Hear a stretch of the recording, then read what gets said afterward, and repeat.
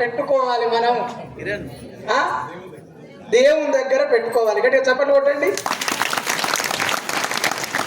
అది వంతు కరెక్టే, దైవంతో సమానం. అది కాదు, ఇంకోటి ఉంది.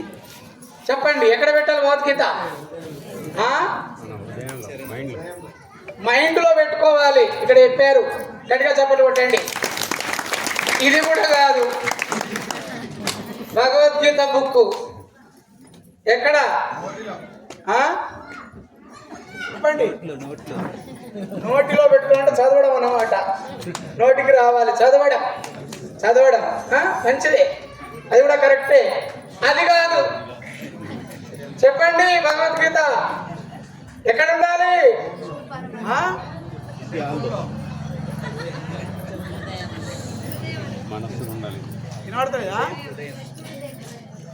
హృదయంలో ఉండాలి. హృదయంలో ఉంది, హృదయంలో ఉండాలి. అది కూడా కరెక్టే కొంతవరకు, కానీ అది కూడా కాదు. ఎక్కడ ఉండాలి భగవద్గీత బుక్కు? చేతిలో ఉండాలి. ఎప్పుడు ఉండాలి? ఎల్లప్పుడూ ఉండాలి. గట్టిగా చెప్పండి. గాంధీ మహాత్ముడు భగవద్గీత చెప్పుడు చేతుల్లో పట్టుకునేవాడు, తెలుసా? అందుకే మనకు స్వాతంత్రం వచ్చింది. విషయం తెలుసా? గట్టిగా చెప్పండి. గాంధీ మహాత్ముడు భగవద్గీతను ఎప్పుడు చేతుల్నే పట్టుకునేవాడు, ప్రతిరోజు చదివేవాడు. ఇప్పుడు మన భగవద్గీత 5 శ్లోకాలు మనం పఠించాలి. అక్కడ ఉండి అందరు బుక్కులు తీయండి.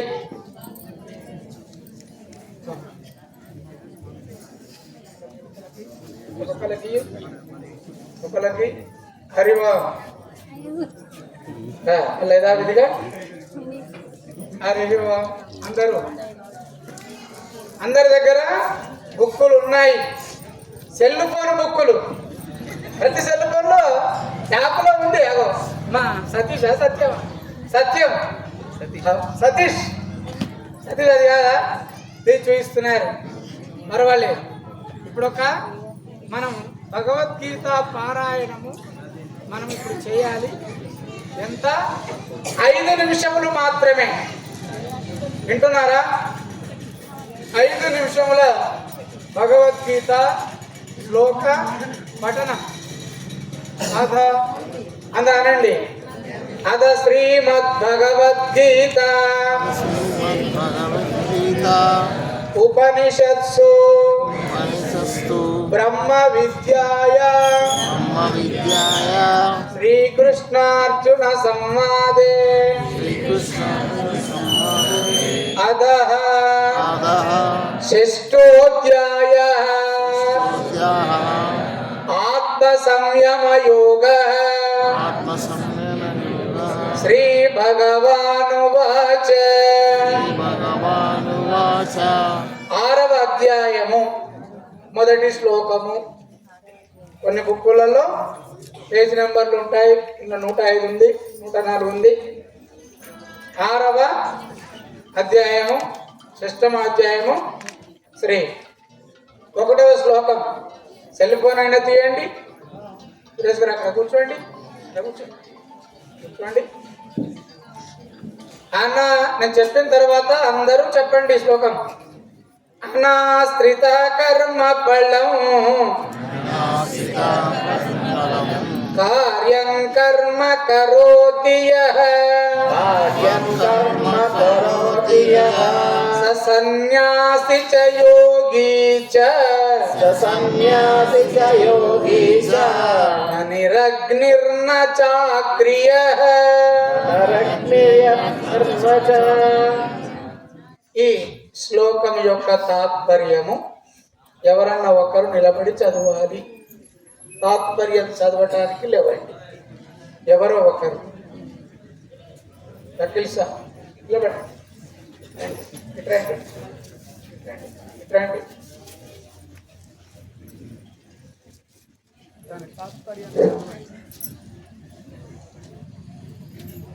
శ్రీ భగవానుడు పలికెను, కర్మఫలమును ఆశ్రయింపక కర్తవ్య కర్మలను ఆచరించువాడే నిజమైన సన్యాసి, నిజమైన యోగి.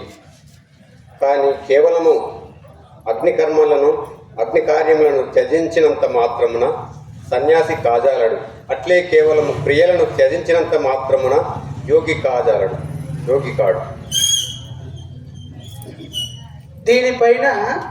దానిపైననే 2 మాటలు విచారణ, దాని యొక్క భావాన్ని చిన్నగా విశ్లేషించాలి. మీకు వచ్చినంత ఏదైతే కర్మఫలమును మనము త్యజించినంత మాత్రాన సన్యాసి కాజాలడు. ఏదైతే మనము పని చేస్తూ పోవాలి కానీ ఆ పని యొక్క ప్రతిఫలం ఆశించకుండా చేసేదే మనకు సత్ఫలితాలను ఇస్తుంది. ఆ కర్మ చేయుటే అందే మనకు అధికారం కలదు కానీ కర్మఫలం మీద మనకు అధికారం లేదని శ్రీకృష్ణ భగవానుడు మరి భగవద్గీతలో చెప్పిండు. కాబట్టి ప్రతి ఒక్కరు కూడా సత్కర్మలను, మంచి కర్మలను, మంచి పనులను చేసినట్టయితే మనకు తిరిగి మళ్ళీ అది మనకు మంచి, మన పిల్లలకు కానీ మన కుటుంబానికి కానీ వస్తుందన్నదే దీని తాత్పర్యం. మొత్తం కాకుండా ధన్యవాదాలు. గట్టిగా చెప్పట్టు. అంటే మనము చేసే కర్మలు పవిత్రమైన కర్మలు చేయాలి. ఇప్పుడు మనం చేస్తున్నటువంటిది ఈ యజ్ఞము చేసేవారిని ఏమంటారు చెప్పండి? యజ్ఞాలు చేసేవారిని ఏమంటారు?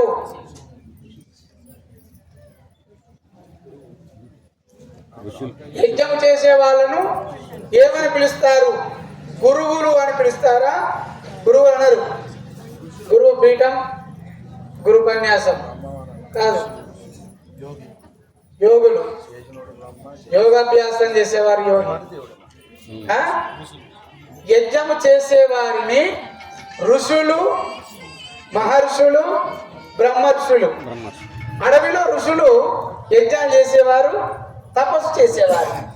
ఇప్పుడు మనం అందరం యజ్ఞం చేశాం. మనం ఎవరు చెప్పండి? మనం ఎవరము? ఋషి సాంప్రదాయం, ఋషులం. ఈ అవకాశమునకు రెండవ శ్లోకం తాత్పర్యం చదవడానికి మా సురేష్ గారు అది చదవండి. అంతే. ఇక్కడ వచ్చి రండి. ఈ శ్లోకం చెప్పిన తర్వాత యం సన్యాసమితి ప్రాహుః యోగం తం విద్ధి పాండవ నః సన్యస్త సంకల్పో యోగీ భవతి కశ్చన. రెండవ శ్లోకం చదివి చిన్నగా వివరణ ఇవ్వండి. అయ్యగారు ఇది పెద్ద పరీక్ష పెట్టి అయితే శ్రీకృష్ణుడు అర్జునుడితో ఏమంటాడంటే, ఓ అర్జున, సన్యాసం అని పిలువబడినదే యోగం అని తెలుసుకోను. ఏల వలన అనగా సంకల్ప త్యాగము చేయని వాడు ఎప్పుడు యోగి కాలేడు. అంటే కొన్ని అంటే దీన్ని బట్టి మనము అంటే అర్జునుడికి శ్రీకృష్ణుడు ఉపదేశించేటప్పుడు చెప్పింది ఏంటంటే, మన కొన్ని సంకల్పాలు, కొన్ని త్యాగం చేయాలి, మన కర్మను మనము నెరవేర్చుకోవాలి. అప్పుడే ఈ అర్జున సన్యాసం అని పిలువబడేది ఒక మన యోగంగా ఆ సన్యాసి కర్మఫలాలు చేసి మనం అది ఆచరించాలని చెప్పి అది శ్రీకృష్ణ వారు చెప్పారు. అంతవరకే నాకు తెలుసు. ఇక్కడ భగవద్గీతలో ఏదైనా చదువుకోవాలి, ప్రయత్నం చేయాలి. మనకు తెలియకపోతే తెలిసిన వాళ్ళు ఎవరైనా అడగాలి. ఒక్కోసారి ఎట్లుంటాయంటే మరీ ఓవర్ భక్తి ఎట్లా ఉంటుందంటే, ఈ మధ్య కాలంలో ఎట్లా కొత్తగా పెళ్ళైనా పాత పెళ్ళైన వాళ్ళైనా భార్య భర్తలు అది ఎవడో పక్కపడి చెప్తాడు, ఆ పక్కనే ఆయన టీవీలో చెప్తాడు. అది చెప్పిన ఏదైనా ఉంటుంది. ఈశాన్యములకు తులసి కట్టుకాడ దీపం ముట్టి అని నెయ్యి అంటారు. నై దీపం ముట్టింది ఈశాన్యముల చెట్టు కాడ, తులసి చెట్టు కాడ. మీ ఆడ ఖచ్చితంగా ఉద్యోగం వస్తాడు. మరి నేను పెడతా, వాయిస్ కలిసి పెడతా, రావా? అది కావాలి. అది నెయ్యి దీపం, ఈ దీపం కాదు కానీ నీ మనసు అక్కడ ఉండాలి. రెండొకటి. ఇంకొకటి చెప్తాను. భగవద్గీతలో 17వ అధ్యాయం రాసుకోండి. 17వ అధ్యాయంలో 7వ శ్లోకం 8వ శ్లోకం. ఇది గుర్తు. ఇది ఎందుకు చెప్పాలనుకుంటా అంటే, చాలా మంది భర్తలు అనుకోవాలి. కష్టపడడం ఒక్కపోతాట ఈ కట్లమ్మడమే. ఆదివారం ఒక్కపోతే అది దేవుడు ఉంటుంది, సోమవారం ఇంకో దేవుడు, మంగళవారం ఇంకో దేవుడు, బుధవారం ఇంకో దేవుడు, ఇక ఆంజనేయుడు, వెంకటేశ్వర అన్ని వస్తుంది వరుసగా. ఆదివారం, శనివారం, సోమవారం, మంగళవారం, బుధవారం బెస్తాయి. మొత్తం 7 వారాలన్నీ దేవుళ్ళే. ఇక ఈయన భక్తి నోట్ల మన్నే చక్కరగా. అయితే మరీ దాని భక్తి అన్నారు. 7 వారాలు ఒక్కపోతు కాదు, మళ్ళీ ఇంకోటి ఒక్కపోతుంది తెలుసా? తాడిపాడి పొడిపాడి అని ఉంటుంది ఒకటి. అది కోసం చూడరు మొగలను, రాజగారి పెళ్ళాలు, పండితుల పెళ్ళాలు, మాటవాడి స్వామిల పెళ్ళాలు. మరి అందరూ ఒక రకంగా ఉంటుంది. నీతిలో ఎన్ని చెప్తే ఆ పెళ్ళను 2 దోశలు పోసిందండి, 3 దోశలు ఉన్నాయి. అనుకోకుండా నాకు పోసి మిగిలింది అనుకోండి 2 దోశలు ఉన్నాయి. నాకు అలవాటు ఉంది, ఇతరులకు పెట్టినాక మనం తినాలి, అది పుట్టుకతో వచ్చింది. అయితే 2 దోశలు ఉన్నాయి అనుకోండి, ఆ 2 దోశలు పోసి చక్కర ఎక్కువ వచ్చు. వీళ్ళు ఎక్కడుంది, ఎట్లా మాట్లాడారు? అయ్యో వీళ్ళు ఎక్కడిది, అయిపోయింది కదండి. మరి ఒక పని చేస్తారా, వారిని పెట్టారు, మీకేదన్నా మళ్ళీ ఆడుతుంది తెప్పిస్తా చేద్దాం, అది బుద్ధి అయింది. అట్లా కూడా అవి ఉన్నాయి 2 ఆయన రాళ్ళు తీసినాడా ముందు ఈ 2 అంటే దజాలకి ఇద్దరు కూర్చుంటున్నా. ఇవ్వ తడిమాడి పొడిమాడి అంటేనేమో ఈ పొడి బట్టలు కట్టుకోడు, తడిమాడి అంటే చీర కట్టుకొని పోతా అంటే శరీరం అంతా కట్టుకుంటారు అందరికి.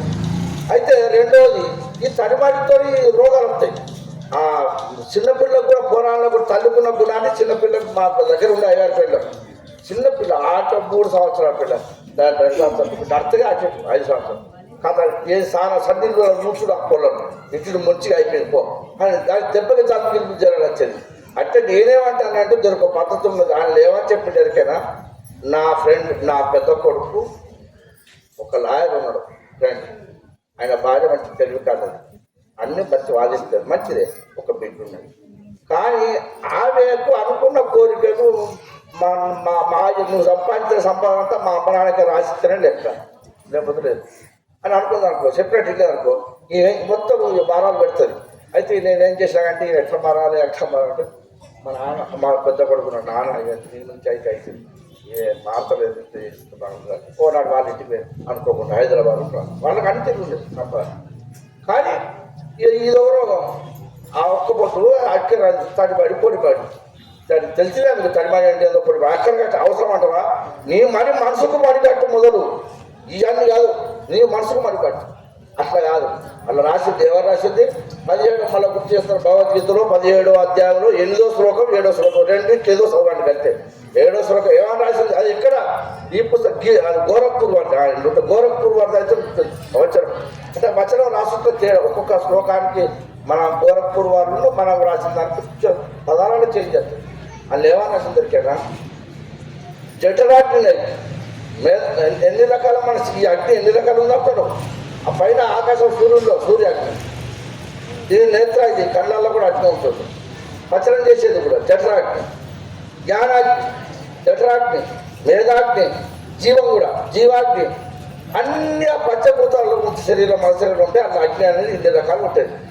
అయితే వాళ్ళు ఏమని రాసిందంటే చదువుకోండి, 7వ శ్లోకం 8వ శ్లోకం రాసింది ఏమని? గోరఖ్పూర్ వారి ప్రతి పెద్ద పుస్తకం, ఇది చిన్న అయినా ఇగో నేనే జఠరాగ్ని మీ లోపల ఉండి మీరు తినే పదార్థాన్ని పచనం చేసి ఈ జ్ఞానేంద్రియాలు కర్మేంద్రియాలు ఉన్నాయి కదా, ఏ ఇంద్రియానికి ఏ విటమిన్ ఏ బలాన్ని పంపించాలో చెత్తనంత ఒక దిక్కు, మన కేసీఆర్ చెప్పినట్టు పొడి చెత్త ఒక దిక్కు, తడి చెత్త ఒక దిక్కు పోసినట్టు నేను జఠరాగ్ని లోపల ఉండి మీరు తినే పదార్థాన్ని నేను పచనం చేసి మంచి పదార్థాలు ఒక దిక్కు, చెడ్డ పదార్థాలు పంపించి ఎవరికి అందియాలో అక్కడక్కడ ఇంద్రియాలకు అందిస్తాను. ఎటువంటి నాకు మీరు పూటల కొద్ది ఆ ఉపవాసం ఉంచి నన్ను చంపితే ఇక నేను రక్తాన్ని పీల్చకపోతే నేను ఏం చేస్తా? ఎవరైతే రవరవాది నరకం అనుభవిస్తున్నాను రాసింది 7వ శ్లోకం 8వ శ్లోకం చూడండి, రవరవాది నరకం అనుభవిస్తాను. నన్ను మరీ పూటలు పోయి మొగటి చెప్పాటేనే అందుకోసం వచ్చుకుంటానే రవరవాది నరకం. భక్తి ఉండు, వారానికి ఒక్కరోజు శరీరం బాలవార శరీరం పట్టుకుంటే ఇప్పుడు బీపీ షుగర్ లెక్క వస్తుంది ఈ మధ్య. కనుక ఒక్క పూట ఒక్కరోజు ఉపవాసం ఉంటే ఏం కాదు, ఆరోగ్యానికి కొంచెం మంచిదే. కానీ మొత్తం వారాలు దేవుళ్ళు అయితే అని బతికేం కావాలి, పొలంలో బతికేం కావాలి, సన్నీళ్ళలో ముచ్చుడేనా, దీనికి ఉన్న సాహసం ఆలోచన పెట్టుడేనా. అయితే అది రాసి ఉంది, యాది చేసుకొని నువ్వు కూడా అందరికి చెప్పు. 17వ అధ్యాయం రౌరవాది తర్కం అనుభవిస్తారు నేను అనుభవిస్తారు మీరు అంటే చూడకపోతే నేను తీసుకుంటాను. 17వ అధ్యాయం 7వ శ్లోకం 8వ శ్లోకం ఉంది. ఇది గట్టిగా చెప్పట్లు. అంటే గురువుగారు చెప్పినది ఏమిటి అంటే జఠరాగ్నిని ముందుగా చల్లార్చి తర్వాత కార్యం నిర్వహించాలి. 9 గంటలకు అందరం అల్పారం చేశాం. అల్పాహారం చెయ్యని వారు ఎవరైనా ఉన్నారా? చేయలేబట్టండి. ఈరోజు అల్పాహారం చేయలేదు అనేవాళ్ళు గురువారు ఏం చెప్తే అల్పాహారం చేయకుండా పూజలు చేయరాదు, ఫలితం తక్కువ వస్తుంది. అల్పాహారం చేసిన వాళ్ళకి ఎక్కువ వస్తుంది, అల్పాహారం చేసిన వాళ్ళకి ఎక్కువ వస్తుంది, అల్పాహారం చేయని వాళ్లకు తక్కువ వస్తుంది ఫలితం. మనం ఫలితం కోసమే చేసేది. ఇంకొక 2 శ్లోకాలు మాత్రమే ఉన్నాయి. ఇప్పుడు 3వ శ్లోకం మన రమేష్ గారు ఈ 3వ శ్లోకాన్ని తాత్పర్యం చదివి వివరణ ఇస్తారు. అందరూ అనండి. ఆరు వృక్షోర్మునేర్యోగం కర్మ కారణముచ్యతే యోగారూఢస్య తస్యైవ క్షమా కారణముచ్యతే.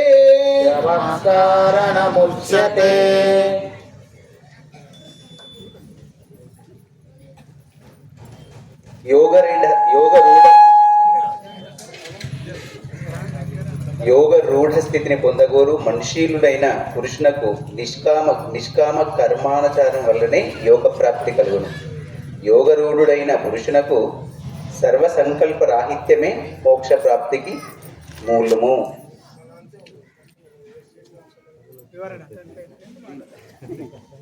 ఇది కొంచెం కష్టం ఉంది. యోగరూఢ స్థితి అంటే చెప్పండి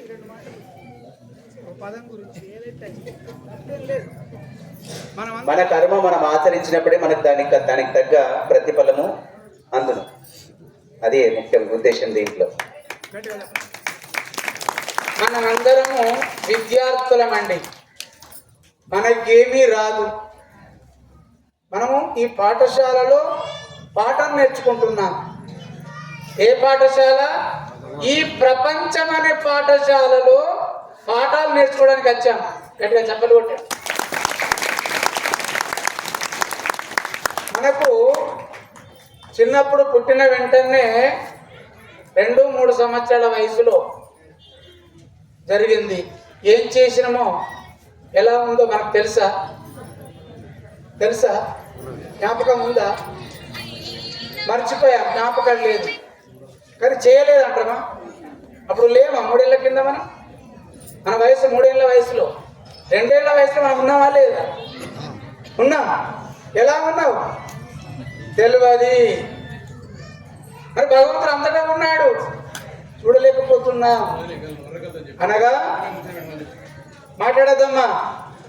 భగవద్గీత నీ తలరాత మార్చే గీత.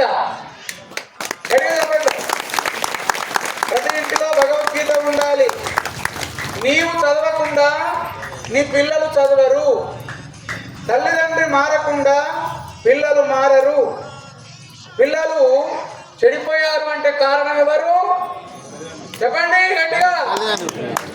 పిల్లలు చెడిపోయారు అంటే కారణం తల్లిదండ్రి. నేను మంచి స్కూల్లో వేశాను, నెలకు 1,00,000 రూపాయలు కడుతున్నాను, 1000 కడుతున్నాను, హాస్టల్ ఫీజు కడుతున్నాను. నో, ఇవి పని చేయి. నీ ఆచరణ పిల్లల మనసుపై పడుతుంది, నీ మాట పిల్లలపై పడుతుంది, నీ నడక పిల్లలు గమనిస్తారు. చిన్నప్పుడు అనరు, పెద్ద విరినాక అంటారు. మారాల్సింది ఎవరు? మనమా పిల్లల? ఈ ప్రపంచంలో ఎవరిని నువ్వు మార్చలేవు, ఎవ్వరు మారరు. మరి మార్చే శక్తి, మారే శక్తి ఎవరికి ఉంది? భగవద్గీతతో ఉంది కరెక్టే, కానీ మనకే ఉంది గడియేదప్పట్లో. భగవద్గీత పట్టుకుంటే మనం మారుతామని వారి ఉద్దేశం, అది కరెక్ట్. భగవద్గీత శ్లోకం ఈ రోజు నుండి ప్రతి ఇంట్లో ఒక్క శ్లోకం చదవాలి. గడియేదప్పట్లో మీరు చదివితే పిల్లలు చదువుతారు. చదివించాలి, చదివిన తర్వాత బడికి పంపించాలి. 8 గంటలకి బడికి వెళ్ళుడు, సాయంత్రం 6 గంటలకు వచ్చుడు, మళ్ళా వాళ్ళకి రైటింగు. అంటే ప్రతి ఆదివారం అయినా సరే భక్తి కార్యములో పిల్లలను ఆశ్రమానికి తీసుకువెళ్ళాలి, భక్తి కార్యములో గుడికి తీసుకువెళ్ళాలి, ఏదైనా యాత్రకు తీసుకువెళ్ళాలి. నీవు బయటకు వెళ్ళేటప్పుడు నీ తల్లిదండ్రులకు దండం పెట్టుకోవాలి. అది పిల్లగాడు చూసి పెడతాడు, వెంటనే పెడతాడు. తల్లిడి తల్లి నువ్వు కసురుకున్నావు అనుకో, అక్కడ రికార్డ్ అవుతుంది, నీ మాట రికార్డు అవుతుంది అక్కడ ఇంట్లో. నీకేం జరగాలనో రికార్డ్ అయిపోయింది, నీ కొడుకు వింటున్నాడు, రికార్డ్ అవుతుంది. నీ నడకలే వారికి వస్తాయి, ఎక్కడి నుంచో రావు. మారాల్సింది మనం మారకుండా ఎవరినో మార్చుతాం. ఎవరో మారాలి, ఎవరు మారరు ప్రపంచంలో ఎవరు మారరు. ఎందుకు మారరు? ప్రపంచమంతా పరమాత్మ స్వరూపమేనా, అంతా భగవంతుడే ఉండే, అన్నిట్లో ఆయనే ఉన్నాడు. భగవంతుడు ఏమంటున్నాడు? గుడికి వెళ్తాం, మనం దండం పెడతాం. చెప్పండి, కోరిక దండం పెడతామా, కోరిక లేకుండా? గట్టిగా గుడికి వెళ్ళి దండం పెడతాం, కోరికలతోటా కోరిక లేకుండా?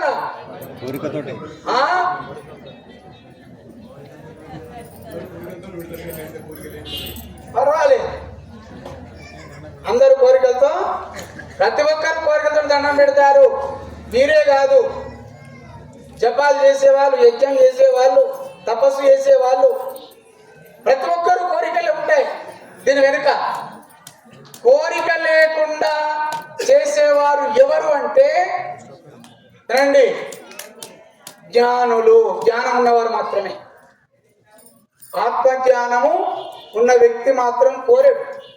భగవంతుడు ఏమంటున్నాడు నా దగ్గరికి వచ్చి, అందరు అది కావాలి ఇది కావాలని కోరుకుంటున్నారు, నన్నే కావాలని ఎవరు కోరతలేరు అంటున్నాడు ఆయన. నువ్వు ఏది కోరుతాను ఇస్తాడు, అందులో ప్రశ్నే లేదు. కానీ గామందం అయిపోయాయి. అతన్ని కోరుకుంటే అన్ని A to Z. భగవంతుని కోరే వాళ్ళు ఉన్నారా ఎవరన్నా? భగవంతుడు ఎక్కడున్నాడు మరి కోరడానికి? చెప్పండి. ఒక హృదయంలో ఉన్నాడు, అందరిలో. భగవంతుడు ఎక్కడున్నాడు? మనలో ఉన్నాడు. మరి మనలో ఉన్న భగవంతుణ్ణి మనం చూడడం ఎలా?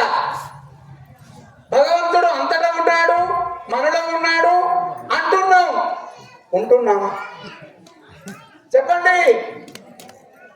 ఉంటలేం. ఏం జరుగుతుంది ఇక్కడ? నీ మనస్సే మూల కారణం. నీ మనసే నీకు శత్రువు. నీ మనసే నీకు మిత్రుడు. శత్రువు బయట లేడు, మిత్రుడు బయట లేడు. రెండు నీలోనే ఉన్నాయి. ఎలా ఉన్నాయి? ఒక పండు, ఇక్కడ ఒక జామ పండే ఉంది. ఇప్పుడు ఈ జామ పండు పండింది, ఎటువంటి వాసన వస్తుంది చెప్పండి గట్టిగా?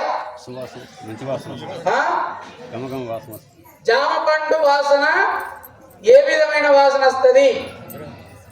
మంచి సువాసన వస్తుంది. ఒకరోజు, 2 రోజులు, వారం, 15 రోజుల తర్వాత ఏం వాసన వస్తుంది? మన చెడు వాసన ఎక్కడికి వెళ్ళి వచ్చింది? బయటకు వెళ్ళి వచ్చిందా? ఇళ్ళకెళ్ళి వచ్చింది. మంచి వాసన ఇళ్ళకెళ్ళి, చెడు వాసన ఇళ్ళకి. చెడు ఎక్కడ ఉంది? మీరే చెప్పండి, కొట్టండి. చెడు ఎక్కడ ఉంది? రెండు మనలో ఉన్నాయి. నువ్వు ఏది బయటకు ఇస్తే కదా. మన దగ్గర 2 నోట్లు ఉన్నాయి, 500 ఉన్నది, 200 ఉన్నది, 100 ఉన్నది.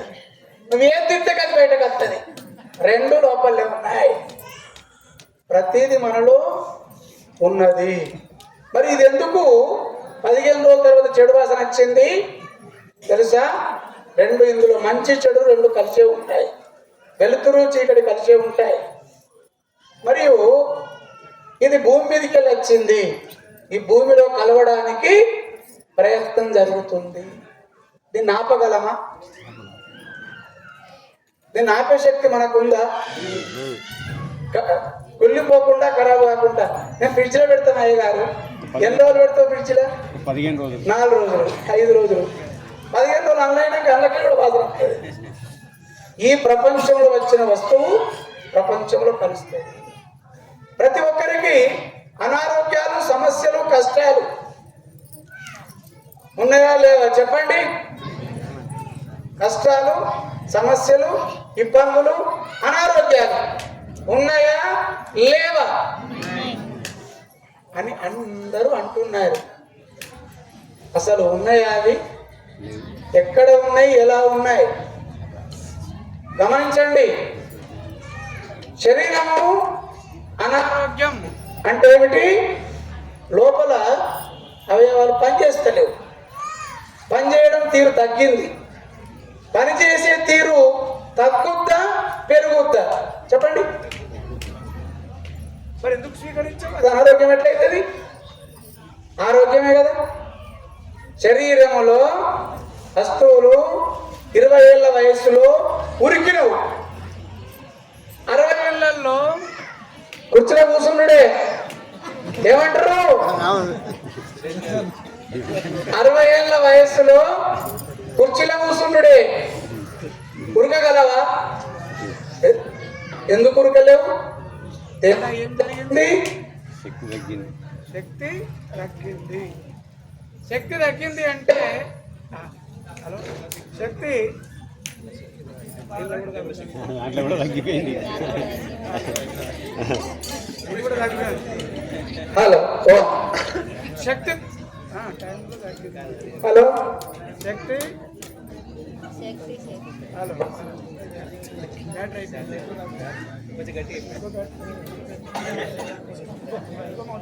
తెనాలిలో మా గురువు గారి దగ్గర సభ జరుగుతుందండి. సభ జరిగేటప్పుడు ఒక ఆయనకు మాట్లాడమని ఇచ్చారు. ఇగో అయ్యగారు మీటింగ్. ఇగో అయ్యగారు హలో ఒక్క నిమిషం. గృహప్రవేశం అనగానే గృహప్రవేశం గురించి చెప్పు అని అడిగారు. అది శంకుస్థాపన గురించి చెప్పు అన్నారు. ఈయన చేసి కదా ఇక మొదలు పెట్టిందండి. ఈ శంకుస్థాపన గురించి చెప్పు అంటే